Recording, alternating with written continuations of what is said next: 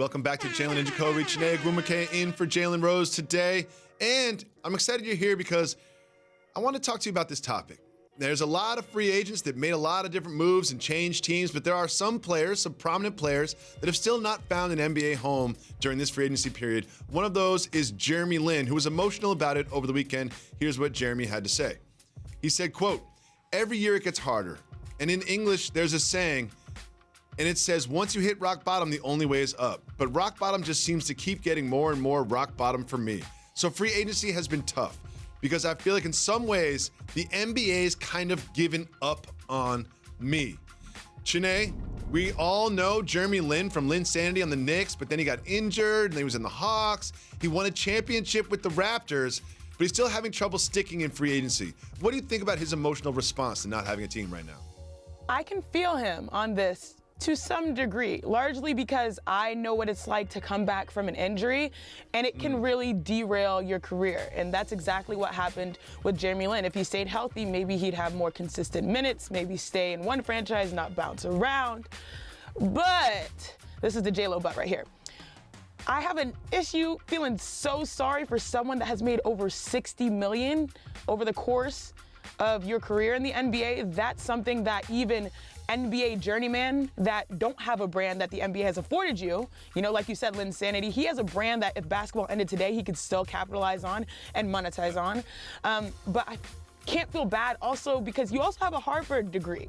Like, I have a Stanford degree. If I stopped playing basketball today, I'd be fine. So I'm grateful and I'm blessed. But I hear him as a competitor because you don't want to stop playing basketball until it's just your decision, right? Or like you feel like you don't have it anymore. And when the forces are sort of working against you in a way, I guess that's what he's sort of saying, that people won't take a chance on me even though I have so much more value to give. I can see why he's frustrated. But at the end of the day, he has a brand. He can make money still with his brand that the NBA has given him.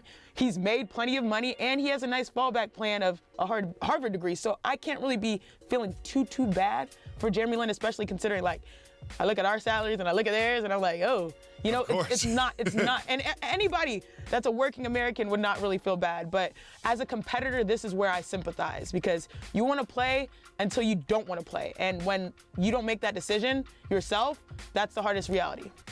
And there's also, there's overseas opportunities for him to get paid playing basketball. And those numbers are pretty big too, especially in comparison to the WNBA numbers.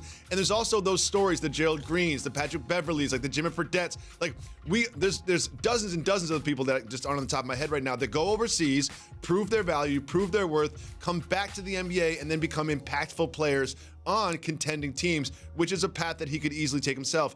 However, just a simple question, like we all sort of have seen Jeremy Lin with the Raptors last year. He got some minutes, especially during the regular season. Do you think an NBA team will sign him for training camp?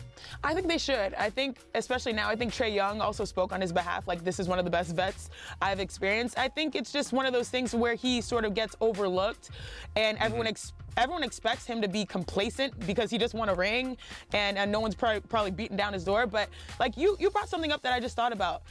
The CBA, the Chinese Basketball League, is not bad at all. For us, as athletes, professionals, to go and play overseas, you realize that is a special experience for someone whose brand is so entrenched in China. For him to play there would actually be probably a really cool experience. So, again, I can't feel too bad, but I do think he should be on a training camp roster, and he still could play in the NBA. But if it doesn't happen, I don't think it's the end of the world. I think we'll see him back. Now, yeah, for sure. Thank you for watching ESPN on YouTube. For more sports, highlights, and analysis, be sure to download the ESPN app. And for live streaming sports and premium content, subscribe to ESPN+.